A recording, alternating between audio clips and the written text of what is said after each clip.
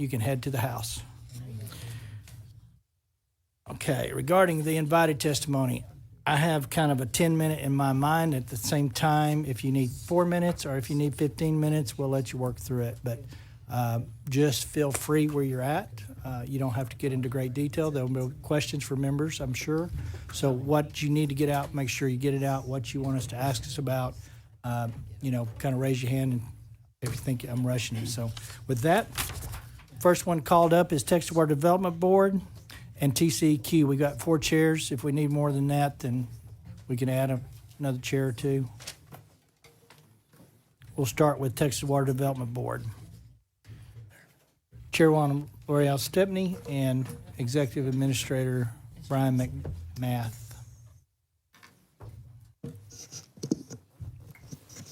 Chairman Stepney. Yes, good morning, Mr. Chairman, Vice Chair, and members. I'm L'Oreal Stepney, Chairwoman for the Texas Water Development Board. With me today is Tanya Miller. She's a board member in our second row behind us. And alongside me is Brian McMath. He's Executive Administrator of the Texas Water Development Board. We appreciate the opportunity to discuss our agency with you as we work to build a strong water future for Texas, for the 31 million Texans and the 1,600 new Texans that we're getting every year, along with our booming economy. So thank you. And Mr. Chairman, thank you for your work on this issue. Next slide. The Texas Water Development Board, we're a small agency with big responsibilities. Oh, thank you. Our responsibilities cover 3 main buckets. Science, planning, and finance. For science, we collect and disseminate water-related data. Planning, and I'll talk about that in a little bit more detail, but we work with local entities to do water planning for the state. And then we're Water Bank. We provide low-cost financing and grants to fund water infrastructure in the state. Next slide. With respect to planning, this is a big responsibility for our agency. We, every 5 years, we develop and adopt a comprehensive state water plan, which assesses the water demands, identifies any future shortages, and recommendations for water infrastructure projects. This is the bottom-up approach. There are 16 regional planning groups, and they identify the needs of the different users in their area across the state.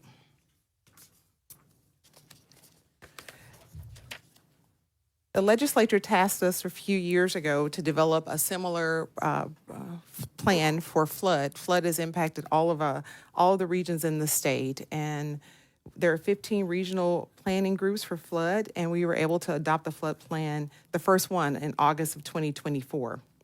This is a bottom-up approach again, and what's critical about the flood plan is ultimately the goal is to reduce the loss of life and property and identify potential solutions. And there were over 350 flood planning group members and 550 public meetings, so we're very excited about the flood plan. Next, our final responsibility, which is probably the largest one, is we're a bank. We take this responsibility very seriously. We offer a variety of cost-effective loans and grant programs that provide for design, planning, and construction of water-related infrastructure. I just want to highlight on a few of those funding mechanisms, ones you may hear about from your constituents, and ones that are really help fund infrastructure in Texas. The first one is the State Water Implementation Fund for Texas, or otherwise known as SWIFT. It was created by the legislature to provide affordable, ongoing financial assistance for projects in our state water plan. This has been a very successful program. Over the last decade, it was anticipated that we would fund $8 billion worth of projects, and we've actually far exceeded that. We've funded $11.5 billion. And we just recently found out in the last week that for this round of solicitation, we received $5.1 billion in abbreviated applications, which is an enormous amount. It just demonstrates the need that we have for water infrastructure in Texas. The next program is the Rural Water Assistance Fund, and this is really important to all of the members and to our agency because it's designed to help small rural utilities obtain low-cost financing for water and wastewater projects. We also have the Texas Water Development Fund, or D-Fund program. What's unique about this funding program is that we can fund multiple types of projects in one loan, so for water and wastewater. We have the Economically Distressed Areas program that may impact some of your communities, but it's really for distressed parts of the state where service is unavailable or is inadequate to meet the needs of the citizens in that state, in that particular area. And there's certain requirements that have to be met to qualify for EDAP funding. For state, one more. For state participation, this allows us to right-size projects, so where the state takes ownership and then allows the community to develop, and over time they will take bits of pieces of the ownership back once the capacity is built out. For Flood Infrastructure Fund, the fifth fund is a relatively new program. The legislature awarded over 2 sessions $1.4 billion. And we have committed $700 million in projects for, again, building infrastructure to protect loss, to prevent the loss of life and protect property. And then finally, the agricultural water conservation grants, and that's to help our irrigation entities to develop more efficient and irrigation equipment and to conserve water. So just real briefly on our federal programs, we do have a number of federal programs that are passed down to the states from Congress through EPA. I just want to highlight just a couple of those. Our state revolving funds, the Clean Water Revolving Fund and the Drinking Water Revolving Fund. These are assistance programs that help they provide assistance to wastewater and drinking water facilities. They really are the workhorse of our agency for aging infrastructure. Many of these facilities have enforcement and compliance issues, and they come to the board for assistance with those. We see things from facilities having problems with line breaks or persistent boil water notices, or even to drill a new well or put in new collection or distribution systems. And so this is a very important program for us, and again, Congress dictates really the allocation to the different states.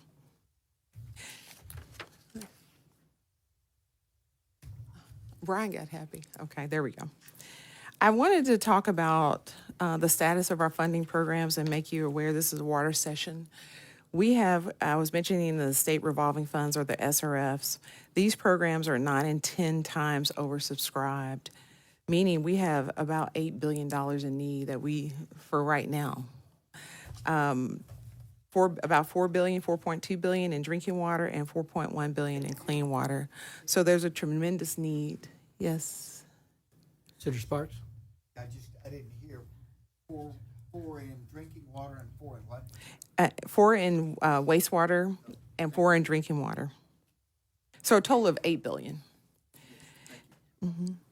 And we have, in our exceptional items, we've identified $142 million to help with to provide funding for matching the grants so that we can provide fund additional projects. So again, these are the workhorses of our programs, particularly with respect to aging infrastructure, and particularly with respect to when there's compliance issues. And this info slide here I wanted to mention is really just gives you an idea of the cost of our infrastructure needs. With respect to flood, $54.5 billion was identified in need in the first flood plan. And then for the state water plan, for water and wastewater infrastructure, a total of $80 billion, with 47 of that coming from the state. I do want to point out that those are 2018 numbers, and we've seen what the cost of interest rate and construction and labor have done over the last several years. And so there's quite a bit of need in the state with respect to infrastructure and funding. And one more before I turn it over to Brian. This slide, I think, really demonstrates the increase of workload for our agency, as well as it demonstrates the increase in services and the need for water and wastewater infrastructure. In 2013, which is when the SWIFT program began, we had $6.9 billion managed in assets managed at the agency. Now we have 22.8 billion in a little over a decade. And so the requests continue to come in. There's continues to be a need for expanding our infrastructure and meeting the demands of the economy and the population growth. And with that, I'll turn it over to Brian. Thank you, Chairwoman. Chairman Perry, Vice Chairman Hancock, members of the committee. For the record, my name is Brian McMath. I'm the Executive Administrator at the Texas Water Development Board. So as you know, last session, through the wisdom of Chairman Perry and the legislature, the Texas Water Fund was created, and we were tasked with allocating $1 billion towards water and wastewater projects.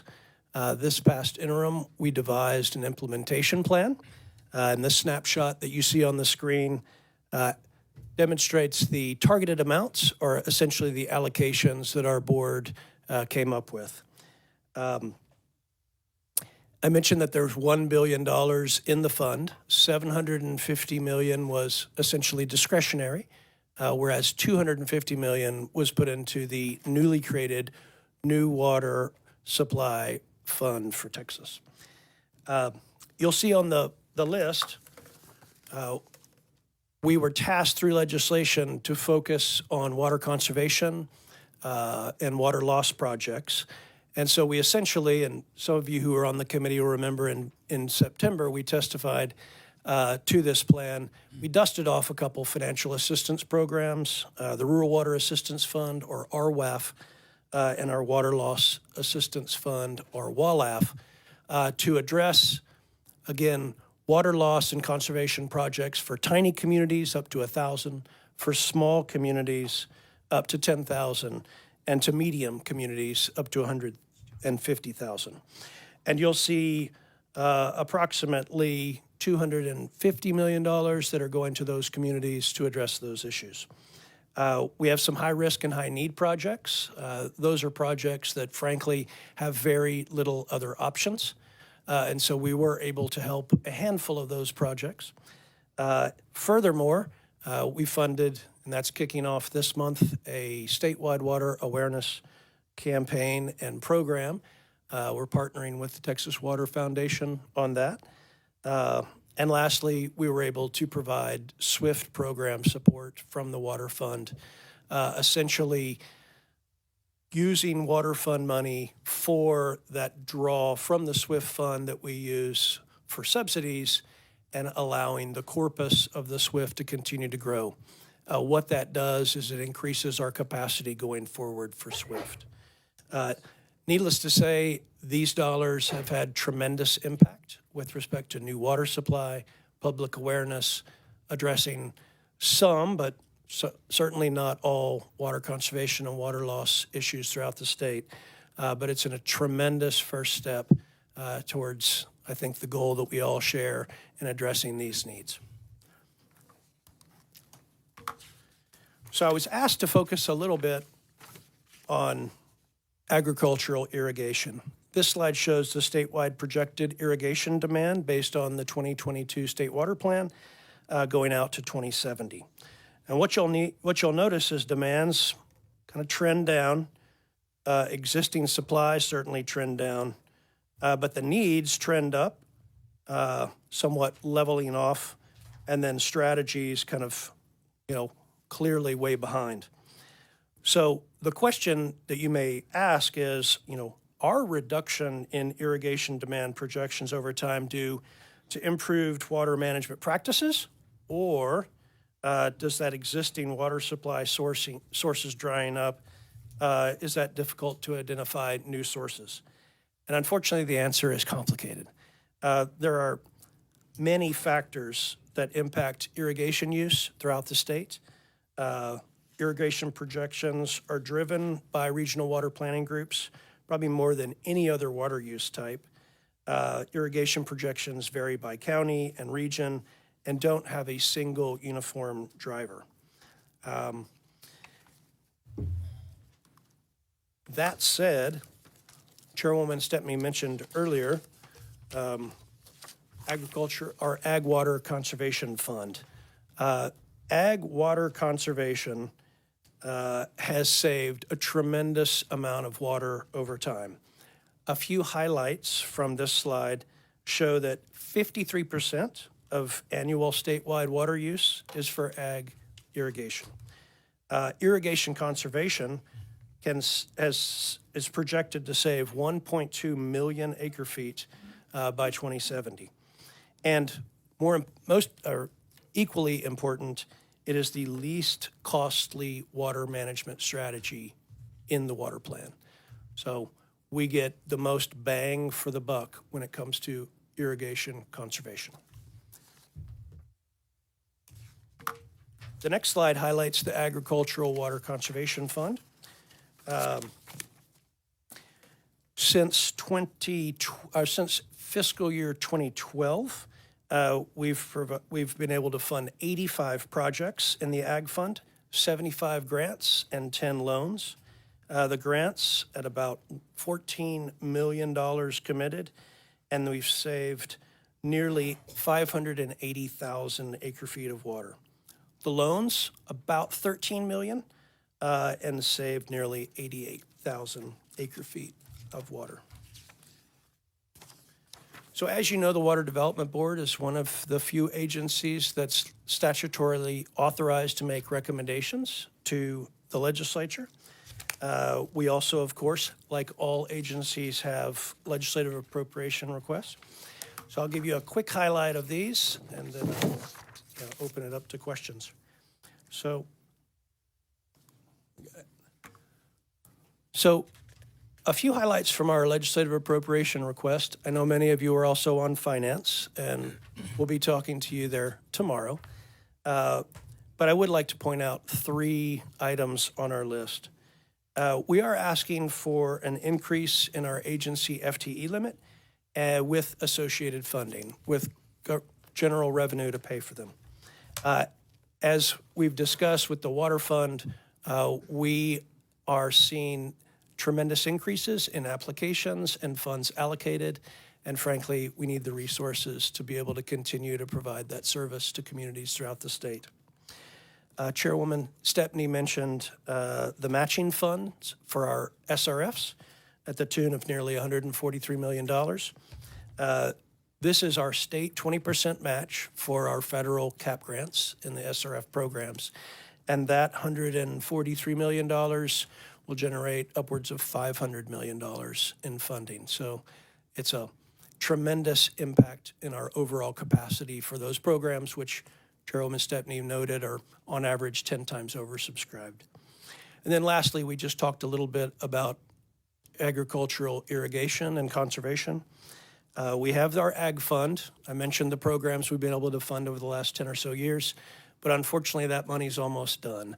We're almost out of it. And so as opposed to asking for a replenishment amount, we're taking a little different tact in that we're asking for base funding to the tune of $3 million a year with some FTEs to help not only get the word out that those dollars are available for irrigators, but also help them with project and grant management, and furthermore provide technical assistance. One of the things that we heard when we were talking about asking for additional Ag Fund money is make sure irrigators know, make sure producers throughout the state know.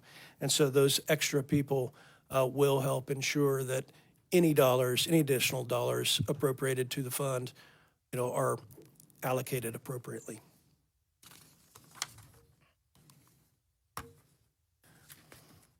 So lastly,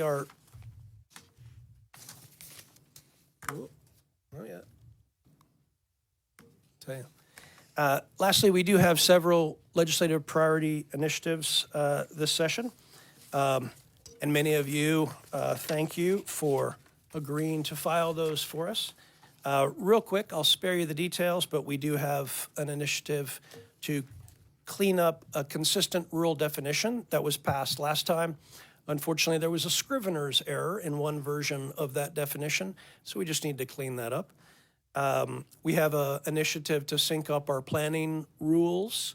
Right now, we have a 5-year annual planning cycle, but we review those rules every 4 years, so it makes sense to line those up every 5 years. We have some clarification with respect to groundwater management plans when a desired future condition is contested. This statutory clarification will allow not only those groundwater conservation districts, but our staff to know exactly which DFC to consider in the plan. Texas grant management standards are universal standards that all agencies follow with respect to grants. We're seeking an exemption to those. We have grant management standards that are more attuned to our grants and arguably are more robust than the standards in place. And this would apply to RWAF and WALAF. I mentioned we dusted those off earlier so that our customers don't have to follow two sets of grant management standards. Two more, the SWIFT reporting requirement bill. We are currently required to put all abridged and full SWIFT applications. Chairwoman Stepney mentioned we got over $5 billion of abridged applications in this time for SWIFT. When we put those online, that causes a tremendous amount of redaction with respect to private information that entities might be submitting. And so this will just, we're still happy to provide that information if someone were to submit a public information request. But this just saves a lot of staff time putting information online that may or may not be read or may not be frequently accessed. And last but not least, groundwater deposits in the Texas Water Trust. We work closely with our sister agency, TCEQ, on surface water donations to the Water Trust. Right now, there's no statutory clarification on who might review a possible groundwater donation. And so this proposal would give that authority to our agency should an entity want to donate groundwater into the trust for conservation or environmental reasons. That concludes my presentation. Chairwoman Stepney and I are happy to Members, answer any questions for Water Development Board? I see no members. I've got just a couple of quick things. Page 10, the $1 billion the legislature put into, I get a lot of questions about where's that money at. I think this page is really helpful. And if memory serves me, y'all were able to clear out all of the applications in-house for 1,000 and Connects under. So they might have, I guess, does anybody know what the age of some of those applications were sitting in-house that got cleared? Yes, sir. So we utilized our SRF solicitation to try to pull in as many of our small entity conservation and water loss projects. So those were all fresh apps. That said, the systems that were related to those projects were in the 50, 60, up to 100 years old. And I say this for Chairman Birdwell, you've got an issue in your district right now, I think we talked about. There's a new bucket, and it was, I think, wisdom that we're always coming up with emergency needs that kind of don't fit a box, so to speak. You might look into that 20 million and get with the agency as to whether that would be applicable to the Marlin deal. So, all right. Floods. So we got the Senate bill plan approved last session or last over the interim. I asked the question, where are we at with floods? Because it doesn't seem like a lot of the money's deployed. What the response, and I want members to know, all the planning and engineering's ready to go. I mean, we've gotten down to the plans, the locals, the state guys, everybody's agreed that this is what we need to do. So it's just a funding issue now, really going forward to actually see shovel-ready projects. Is that a fair statement? That's correct. So our flood plan should be implemented if funding becomes available. Yes, and right now the estimate is $54 billion. Okay, all right. But that wouldn't be all at once. That's over 50 Sure, years. that's off 50 years. So that's a good point for the young men. We have about 153 billion of quote water estimated cost issues on hand, supply, floods, and infrastructure kind of conversation. So, but we don't have to eat all that in 10 years. That's a 50-year projection. Unfortunately, it's a 50-year projection based on 10 or 20 back. So I think we're behind. But that. Yeah, we have currently, we issued a second flood IUP. That's our guidebook that we put out to request applications, and we got $2 billion. So of that $54 billion that Chairwoman Stepney mentioned from a state flood plan, we've got applications in-house. So projects ready to go to the tune of $2 billion. Okay. Appreciate it. Members, you good?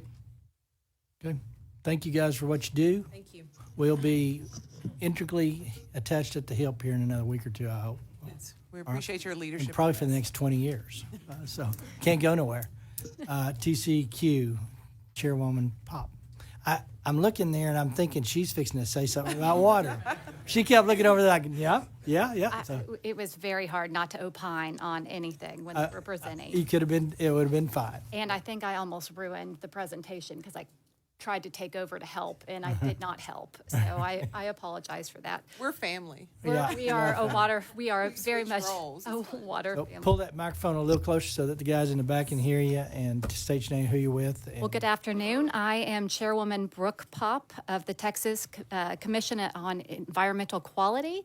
I'm really thrilled to be here. I sat in this seat, I want to say 2 sessions ago with Emily Lindley right next to me, and I think it's just desserts or karma or some sort of saying like that because I referred to Emily as the Grinch and I was Santa, and now I am the Grinch, but not really. I'm a very nice Grinch.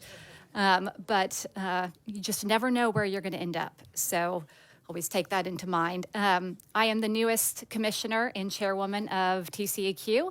I'm the first woman that's ever chaired TWDB and TCEQ. Very proud of that and thrilled that the governor has picked me for this role. I would be remiss if I did not use 1 minute, just 1 minute, to say I am so proud of this committee and this chairman for the work that you have done in water. This is the chance for the state to invest in water. When we're growing at 1,600 citizens a day, we cannot afford not to.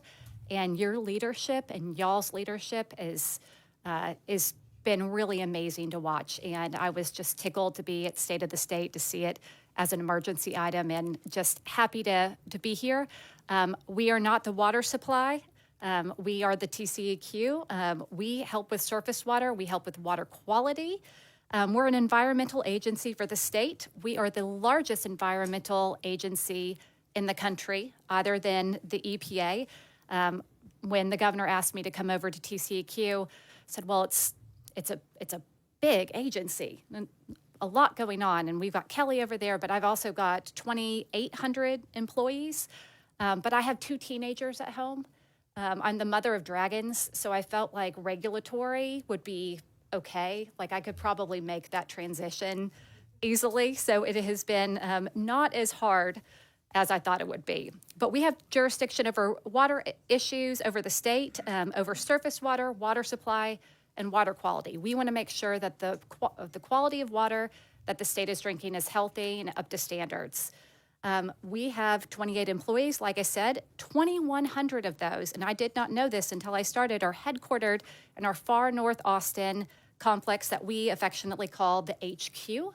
It also has equipment vital to our water quality. We also have 16 regional offices located in rural and urban communities across the state.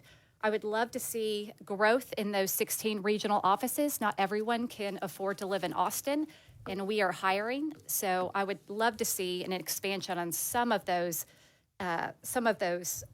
16 regional offices.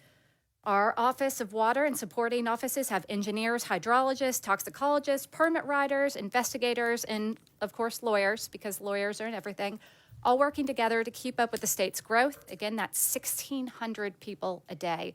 And I was blown away by that because last session we used 1,300 citizens a day, and we thought that was large. And then at the Conference for Water, the state demographer said, no, we're officially grown at 1,538 at last count. And that is, those are totals. I mean, and they're probably behind. That growth is extraordinary, and not a single one is bringing water. Not a single one is bringing services with them. We've got to make sure that we are ready because we are providing the American dream for a lot of Texans that are looking for that. And we want to make sure that in 50 years, our kids, our grandkids have that American dream, that Texas miracle. And the way to do that is to invest now. So we have jurisdiction over surface water. Surface water is managed by TCEQ through water rights. The agency is tasked with issuing and amending water rights based on water availability in our rivers, streams, and lakes. over 6,300 water rights authorizing the use of approximately 45 million acre-feet of water have been issued to farmers, ranchers, cities, industries, businesses, or other public or private interests.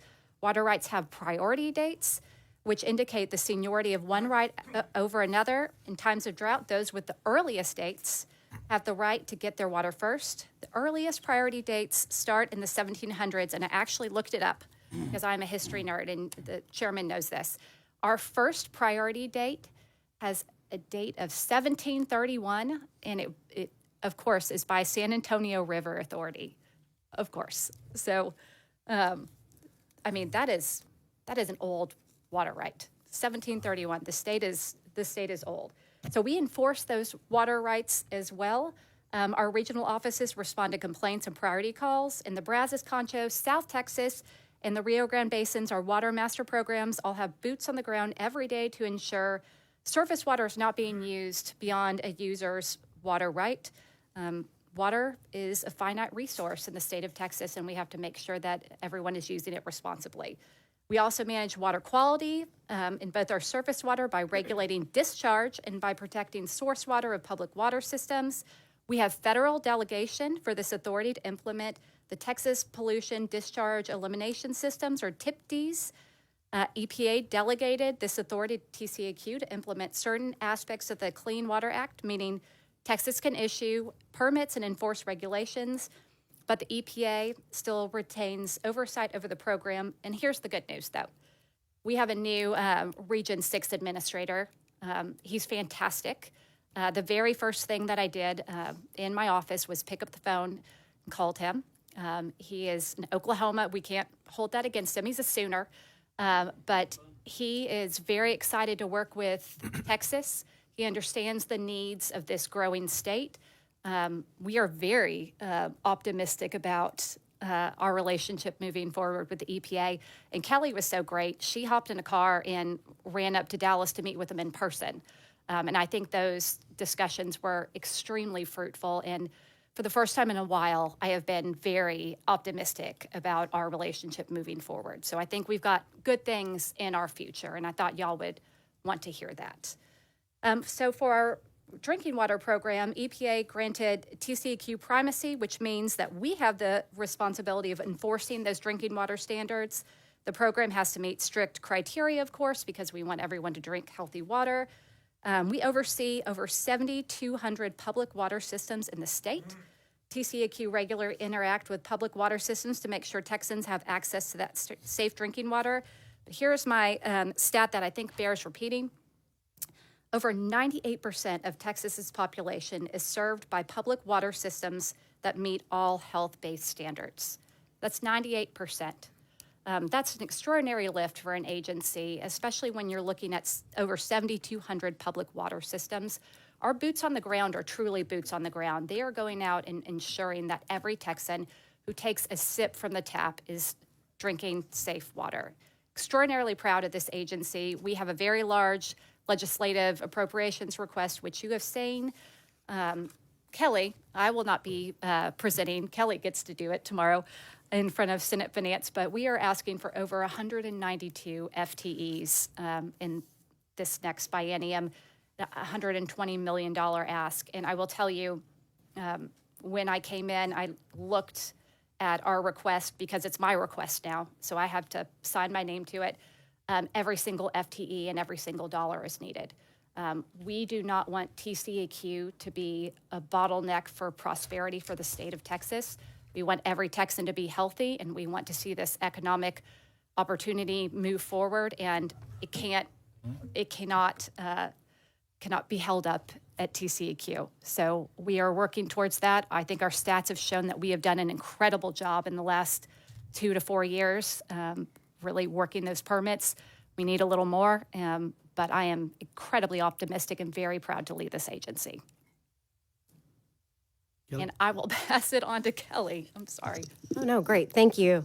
Good afternoon, members. My name is Kelly Keel. I'm the executive director at TCEQ, and I just wanted to discuss a little bit more our permits and authorizations with y'all and the expertise that we have and need in terms of our oversight role as well.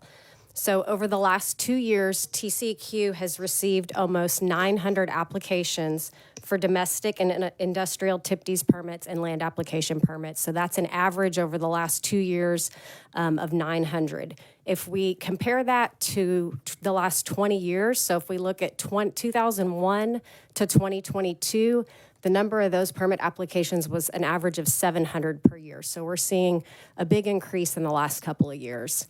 As Chairwoman Pop also mentioned, we play a role as it relates to public water systems. So TCEQ plays an oversight role here when we have an active boil water notice in place. So both state and federal regulations require that a boil water notice be issued by the public water system as soon as possible, but no later than 24 hours after a microbial contamination has been identified. And so the public water system must notify TCEQ of that issuance, and TCEQ oversees the certification to lift that boil water notice. So in the last 2 years, there's been over 7,600 boil water notices in Texas, and 95% of those are attributed to low distribution pressure or water outages. So these events occur because of aging infrastructure, soil movement, severe weather conditions, or when we see pipes break during construction and other activities like that. TCEQ staff works with public water systems to rescind those BWNs. This could mean emergency assistance, helping with water supply, technical assistance, and notification. It's not unusual for our staff to be working around the clock, hand in hand with those water systems to get them back up and running so that Texans can have access to safe drinking water. We also have what we call our TOP team, or Texas Optimization Program. These are our technical staff that provide assistance to public water systems that are struggling with their treatment or innovative treatments and any distribution system issues that they may have. So our top staff will train personnel. They'll provide training to other providers. They'll train TCEQ staff. And in 2023 and 2024, our top staff provided training and conducted emergency assistance to restore water services to 110 water systems across the state. As an example, the top staff were deployed for a multi-week boil water notice last fall. The agency supplied top staff to help identify issues with that system that were causing the BWN, and we've continued that partnership with that system. Our regional staff also participate and support large water emergencies. And in addition to providing TOPS assistance for emergencies, we provide water and wastewater systems with financial, managerial, and technical assistance to be able to comply with these requirements. It also helps with resolving any violations and increasing the system's resiliency.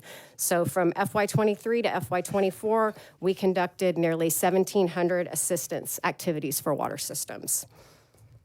The 2022 State Water Plan projects that new surface water supplies will come from new water supply reservoirs, reuse of wastewater return flows, aquifer storage, and desalination. So from 2023 to 2024, TCEQ issued water rights for 2 major water supply reservoirs, 3 reuse permits, 3 water rights to recharge into the Edwards, and for over 285,000 acre feet for desalination projects. Groundwater quantity is regulated at the local level in Texas through groundwater conservation districts. TCEQ provides limited support to and oversight for the regulation of groundwater quantity. Much of the support we provide is through the Groundwater Protection Committee and its activities. We chair this committee and provide much of it, we provide technical and administrative support there. The agency also has authority to create municipal utility districts, special utility districts, and municipal management districts and other types of districts. Over the last 2 years, TCEQ has created 155 MUDs. This is under the Texas Water Code, Chapter 49 and 54, which generally finances water, sewer drainage, and road improvements for residential and commercial areas within these districts. These districts can be created through TCEQ application or an act of the legislature. I want to highlight some of the more technical work, like the marine desalination and produced water authorizations. Currently, we have 2 marine desal plants with active authorizations and 4 pending new applications for a total of 6 wastewater facilities with desal disposal in the state. Additionally, there's 1 pending application for a water right and 4 active water rights for proposed desalination facilities. We're also working on the framework for the permitting of highly treated produced water. We've worked closely with the Texas Produced Water Consortium to evaluate the reuse of treated produced water to expand the state's water portfolio. Since receiving jurisdiction for treated produced water discharges, we've received 6 applications for treated produced water discharges in West Texas. One's been issued. We're reviewing these applications and developing draft permits. Yes. Oh, no, just a note, tomorrow we will be presenting again at Senate Finance, but we have a new exceptional item request strictly for produced water. We are asking for 39 FTEs to help move this process along because we know that leadership really sees value in that produced water, and we do too. We think that technology is there. We need more resources, but it's exciting to see such an innovative water strategy coming to the forefront in the state of Texas. But stay tuned. We put pen to paper. 39 FTEs is a lot of FTEs, so we're expecting a lot out of produced water. Thank you. Yep, so I was going to mention dam safety and then also mention our exceptional items request as well. Thank you, Chairwoman. So we run the dam safety program also, which monitors and regulates private and public dams in Texas. The program periodically expands dams that pose a high or significant hazard and makes recommendations to those owners to help them maintain safe facilities.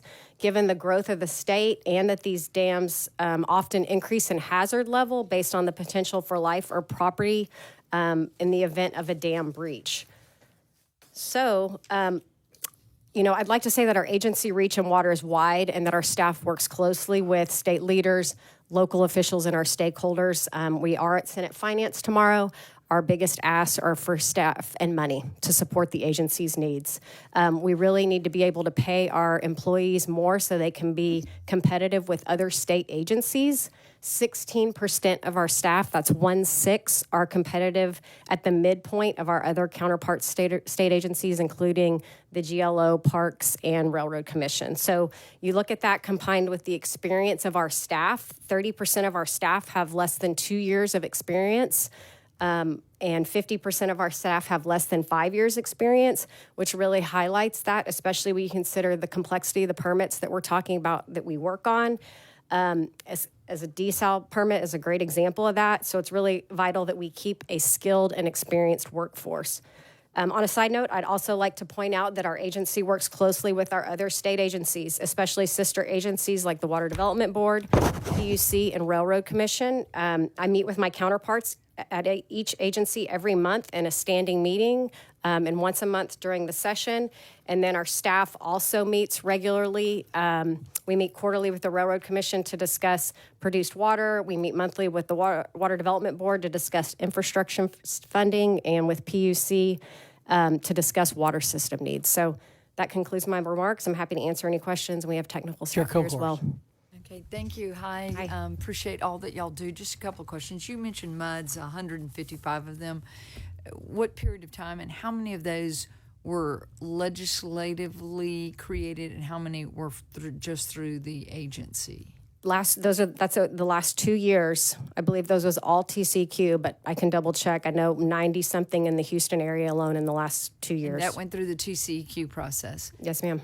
My question is, these are popping up everywhere. And what if you're in a county where maybe the county judge, maybe the county commissioner's court doesn't want it? I mean, what is the recourse to say, hey, I don't want a MUD here? I mean, how do we empower them?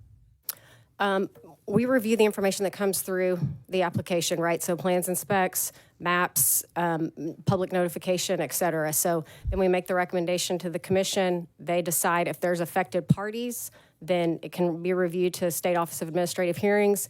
Generally, the MUDs at some point will come in for a wastewater permit also, and then that's where we'll see a more extensive public involvement period, not necessarily for the MUD creation, but any wastewater discharge permit. I think, members, you'll see a number of template MUDs that you're going to have to vote on come through. And, you know, I have long said, I have one county that has really developed in that regard. That would be Fort Bend County and a little bit of Western Harris County, but it's now impacting these rural counties as it moves out. And there's great concern. And I just think that we all need to be cognizant of this. And I know in Ellis County, I don't know how many emails I got. Thank you to your constituents. I'm on a first name basis with some of them. And I'm not statewide. Don't want to be. So I think that there is a growing state. There's a tension, which leads me to my next question. I rarely ask for, public meetings. I have when I was a House member and very few as a senator, but you're asking for a lot of, Madam Chair, you're asking for a lot of employees. You got my attention. You know, you're north of 100 million. That always gets your attention. And so, you know, my question is, do you have adequate staff to keep up with the growth of Texas? I know you said we need more. We want to help permit more quickly to not be a hindrance. I represent a lot of people who say, hold on, tap the brakes. I'm not sure I want to take everybody's sludge. I don't want to take, you know, and again, I have, you know, I have some suburban, I have very rural, and there is a conflict there sometimes, an inherent conflict that, you know, we don't want to take the grease that runs off into Lake Somerville, which is a drinking supply for several areas. And, you know, so how are y'all going to handle this? Because it's going to get more and more pressure as we continue to grow. No, that's an excellent question. And I hope that you did not take me saying, you know, permits. We don't want TCQ to be a bottleneck for permits as in we permit. That's not necessarily our mission. Our mission is to ensure that the public health of the state of Texas. But it's a balancing act, isn't it? It is. There are environmental factors that come up, and we still want to make sure that we're maintaining this momentum of economic prosperity and growing this infrastructure, but we have to do it safely and responsibly, and it's tough. I need a lot of very, very skilled workers on staff, like the hydrologists, even the lawyers, to ensure that we are doing what we should do and that we are making these decisions using the best possible science, and that is where it gets tough. Well, and I heard you say 30% of our workforce is 2 years or less and 50% 5 years or less, if I heard that correctly, I believe. Yep. And so, you know, experience matters. It really does. And I just want to encourage y'all that, again, you know, when you, especially within the triangle, you're seeing a lot of pressure, right? And I want to encourage us, if we're going to give you more employees, I'm a big person on let the people speak, hear them out. There's, you know, legitimate concerns out there. And, you know, a responsive government is listening to the people. That's why, you know, I don't like leaving before. You ended around back to this committee's hearing. Yeah. So finance tomorrow. Yeah, finance tomorrow. But I just want to make sure that You got the hook. we've got this covered. And, you know, again, the last question I'm going to have is about an issue that I saw come up in Montgomery County. I'm not going to get specific to that, but it's my understanding that some permits are approved through an automated system without human intervention. Are we actually using that? I mean, Depends on the type of. AI? I wouldn't characterize it that way. Depending on the type of authorization. So if it's a standard permit, depending on the water, that's an air example, but it's something that can be registered for, and thus they have the authorization in a somewhat automated way. But I want to make sure that y'all have the statutory tools. if someone has been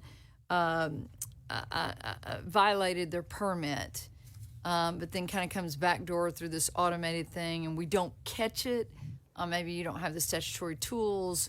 I want to make sure that if somebody's violated a permit, then we don't give them an automated permit. That you know, I've heard from a lot of my constituents on. So I look forward to working with y'all. And Okay. This is the time to do it and to say, yes, we have the authority and we need to be able to, you know, snag those through that process. We're all for automation. AI is going to become a part of it, but we also want to make sure we're catching the bad actors. Thank you all very much. makes sense. Any other questions? Chair Bearable. Thank you, Mr. Chairman. Let me ask, if I may, Director Keel, no disagreement with what Chair Colkhorst has mentioned.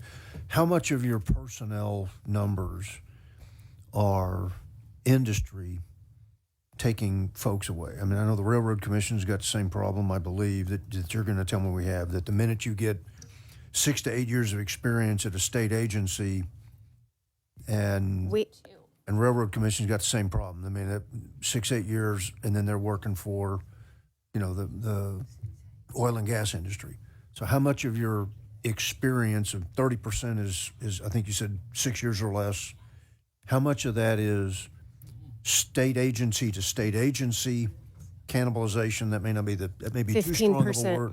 Okay, 15%. Yes, sir. And then how much of that is reflective of industry can pay more? Because kind of the same way we lose staff, y'all lose staff. So can you elaborate? Around 20%, I think we lose to the private sector. At this point, we're sort of, we expect to lose folks to the private sector. That's a natural part of our business. I think the part that takes more of a sting is when we lose expertise to other state agencies and we lose expertise to other governmental organizations. So the salary ask associated with exceptional item number 2 is to put us competitive with other state agencies to get our staff to the midpoint of the salary range as determined by the state auditor's office. Yeah. To expand on Senator Colkhorst's comment about how many MUDs, I take it as an indicator of your operational tempo, but I wouldn't want to take it as an indicator of success that we're doing X number of MUDs, because we've got that, like fault lines and, related to earthquakes. There's that friction fault line between ag and rural, so I very much agree with Chair Colkhorst about get it right, folks are heard, but also recognize that 1,600 people a day coming to Texas, that your manpower generally has not changed that much over the last 15, 20 years, but your operational tempo, we're cramming 30 pounds of sand in your 5-pound bag, and you need more bag, i.e. people, to be able to process. But I want you to be able to do that, but I don't want that necessarily be the measure of success of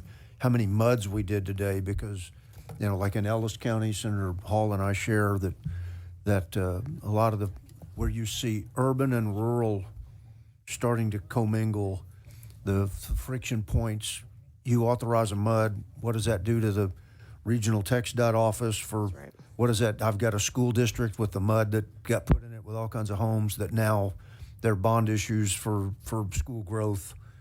I mean, it just, the impetus when you do something that other individuals that are in that second and third order of effects that didn't get a vote on the MUD, but what you decide is going to have impacts on them in the second and third ring of electrons around the MUD you create. Folks are concerned with that. So let me thank each of you too for the work you've done on the last couple of weeks with Marlon as well. You're very responsive, and thank you very much. I greatly appreciate it. Mr. Math. Chairman thank you. Birdwell, I will say that, I've only been chairwoman of TCQ for a month, so I'm drinking from the fire hose right now, quite literally. But I will tell you that the votes that I look the most at are the creations of the MUDs. I don't ever want to sign my name to something that shouldn't be created and doesn't have a good use. And I know Commissioner Janeka, who is in the audience as well, one of my fellow commissioners, feels the exact same way. We're a limited government state, so it is something that is on our mind quite a bit. I would just, if I may, Mr. Chairman, and I don't want to belabor the. I just make a note, MUDs are under local government. I know, but Just saying. But there was a disguised water district that tried to go through MUD's template last session, so it does happen. because when a MUD's going to get created by the legislature, I always look for the county commissioners court resolution, and without agreement there, I don't move it. TCEQ looks at the MUD from the I don't want to say blinders, but the environmental lane, without necessarily, you're looking at your zone of action, but those commissioners are in the zone of influence of what are the things that you're doing that are influencing their decisions, and having some ability to as Senator Colcourt said, to be heard, not necessarily veto what you're doing, but you cannot you cannot make the decision without having an understanding of how's this impacting what's not an environmental consideration in that county. You can't operate in a vacuum. No, they cannot. And you can protest the creation of a MUD, which we have seen time and time again, and there are affected parties, and it's not just a clear and easy thing. So you have to go through the process. There is due process, and we are listening to everyone. Thank you, ma'am. Thank you. Thank you, Mr. Chairman. Senator Blanco. Thank you, Mr. Chairman. Thank you. This question is for TCEQ. Appreciate all the work that you all done in my district. You all are always very helpful and available. During last session, excuse me, the legislature established the leaking wells, water wells program through the passage of House Bill 4256. I carried the companion in the Senate. And we appropriated $10 million to this fund. However, over the interim, and we've been working with your all's office, you all indicated the rider included in HB1 did not provide explicit authority for your agency's ability to issue grants with the allocated funds, which was the original intent of both the bill and the appropriations. There are currently 40 leaking water wells that have been identified in the Middle Pecos Groundwater Conservation District and currently need plugging. Several of which are in my district. So looking ahead to ensure proper establishment of this program, my question to you is, does the updated language that is introduced in the SB1 version to grant TCEQ the necessary authority, does that satisfy the requirements and the needs for you all to issue those funds? Yes, Senator. Okay, great. Follow-up question, you'd mentioned that TCEQ has jurisdiction over surface water. I'm concerned with the leaky water well program, or P13 wells. The Railroad Commission says they don't have jurisdiction over these wells. TCEQ says that you only have jurisdiction over surface water. So who has jurisdiction over leaky wells? And is there something in statute that we can pass to clarify the jurisdiction? I think, well, to the first part of the question, once we have the authority to tap into that appropriation, then we'll be able to start administering those grants as soon as that funding's available. And so I think clearly that's our role. I'd have to, Railroad Commission has jurisdiction for the piece that you mentioned. We have jurisdiction for discharge into water as a state. If there's another piece in there we need to clarify, I'd have to get one of my experts up here to help me answer the question. Or we can follow up with your office. We can follow up Yeah, later we'll on. pursue that because it, under the surface, above the surface, and somewhere in the middle, so it gets kind of wonky. Thank you. All right, other members' questions? It's just information. Hey, I appreciate what all of you do. Your role is just going to get more important as Texas grow, but over this next session, you're going to have different roles. Your produced water conversation is real. We're long ways into that process and have a lot of different things going on in that arena. So I appreciate your forethought and looking forward to that because you'll need those people. Before I get to the next panel, I do want to recognize LightGov.